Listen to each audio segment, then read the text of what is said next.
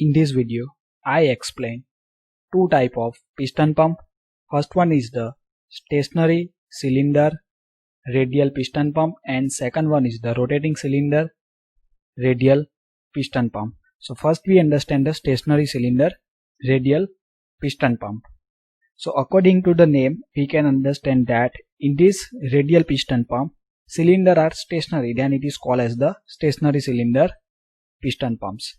Why it is called the radials? Because in a radial directions the cylinder are arranged. Okay, so here you see that is a 5 cylinder is there. Okay, inside the cylinder the piston is provided and that is a 5 connecting rod, and this 5 connecting rod is connected with the one common crank. So figure show a stationary cylinder type radial piston pump. It consists of stationary cylinder block. So here you see these all are the cylinder block and they are stationary. Okay, the second time is the rotating cylinder. So in a rotating cylinder the cylinders are rotates, but here the according to the name that is a stationary cylinder means the cylinders are stationary, in which 5 cylinders are arranged coplanar with equal angles between them, means angle between all the cylinders are the same. Totally there are 5 pistons, one reciprocating inside each cylinders, means that is a 5 cylinder is there, that means the 5 pistons and they are reciprocate inside the each cylinders. All the pistons are connected to a single crank by individual connecting rod as shown in this figure. So in a figure you see that 5 piston have the 5 connecting rod and this 5 connecting rod is connected with one common crank. All suction valves are connected to a single suction pipe and all the delivery valves are connected to a single delivery pipe. Means in this image you are not see any suctions and delivery valves. Okay, so in every cylinder one suction valve, one delivery valve is provided on this head of the cylinders. Okay, so all these suction valves are connected with one common pipe, means in all the cylinder the suction is carried out at the same times and in all the cylinders the delivery R takes place at the same times. That's why the one common pipe is provided. When the shaft is rotated by means of any prime movers, so here you see this is the crankshaft.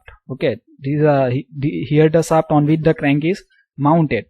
So this shaft is rotated by using any prime movers. Prime mover means either it is run by electric motors, either it is run by the IC engines, or either it is run by the turbines. Okay, so when this crank is start to rotate, the piston is reciprocate in a cylinder, means the mechanical energy supplied to the crank is transferred to the connecting rods. Okay, so means in a crank we supplied the shaft power, means it is the rotational energy, and it is converted in a reciprocating motions of the piston, means piston is reciprocate in a cylinders and perform the suction and delivery of the liquid in a sequence. Pump discharge is smooth and continuous. Now before moving on to second types, I request to like the video and subscribe my channels for watching the more video related to the OHP and other subject of the mechanical engineering. For the OHP, various link is provided in descriptions as well as in a card. Card mean on the top right screen of your mobile or laptop you see the I symbols. For other subject, I request to visit the playlist. Second type is the rotating cylinder radial piston pump. So here you see this is the image of rotating cylinders. Okay, so here you see that outer part is the casing. Inside the casing, that is a, here you see that is a inlet and outlet is there. Okay, and this is the cylinder block, and this cylinder block is rotated. Inside the cylinders, that is a number of slots are made like as the vane pump, and inside these slots the pistons are arranged, and here you see this is the reaction rings. Rotating cylinder radial piston pump is shown in this figure. This pump consists of rotating cylinder block. So where is the rotating cylinder block? Here you see this one is the rotating cylinder block, which is mounted with an offset inside the casing. So it's look like as the vane pump. Okay, in vane pump we study the similar things, that's the rotor is mounted offset to the casing. Same way this is the casing, and somewhere here there is a center of the casing. Okay, and here the center of the rotor is there, sorry, center of the cylinder is there, means there is some distance between the center of the casing and the center of the cylinder block. It is called as the offset. The casing has a reaction ring with which the piston remains in the contact while the cylinder block is rotating. Now here you see this, the reaction ring is provided, okay, and this reaction ring is connected with this casing. This is achieved by centrifugal force and the pressures of the liquids. So when the cylinder block is start to rotate, at that time the reaction ring is going away due to the centrifugal force and they are stick with these cylinder blocks.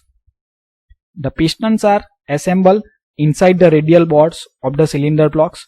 So here you see that how many holes are created in a cylinder block. So we starting from here, this is 1, 2, 3, 4, 5, 6, 7, 8, 9 hole is there. Okay, so inside this 9 holes or 9 boards, that's the pistons are installed. Okay, so here you read that the pistons are assembled inside the radial boards of the cylinder block.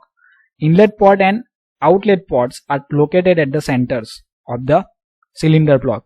So here you see at the center of the cylinder block, that is the inlet and outlet is there, and in between the inlet and outlet one pintle is there. The inlet port and outlet ports are separated by the pintle. As the cylinder block rotates, the piston will reciprocate in that ports. So when we start to rotate the cylinder block, at that time the piston will start to reciprocate inside the cylinder block, and this causes the suction of oils during the first half rotations and discharge during the next half. So 180 degree the suction is takes place, and for the 180 degree the discharge is takes place.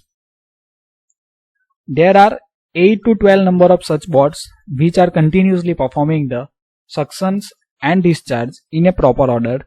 Hence the pump discharge is smooth and continuous. Means that is a 8 to 12 number of boards are provided in a cylinder blocks.